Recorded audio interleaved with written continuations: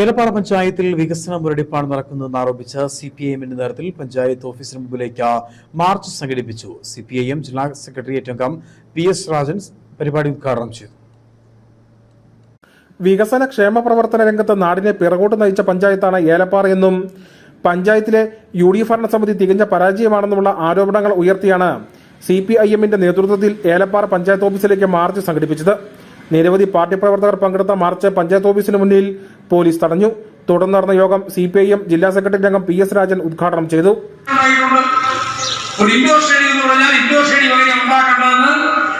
എവിടെയെങ്കിലും സ്റ്റേഡിയം ഉണ്ടെങ്കിൽ അവിടെ പോയി നോക്കി കണ്ട് മനസ്സിലാക്കിയിട്ട് അതനുസരിച്ച് കുറ്റമറ്റ നിലയിൽ നിർമ്മിക്കണ്ടേ. മഴ പെയ്താൽ ചോർന്നൊലിക്കുന്ന ഇൻഡോർ സ്റ്റേഡിയം ഏലപ്പാറ ഉണ്ടാക്കി വെച്ചിരിക്കുകയാണ്. മറ്റൊന്ന്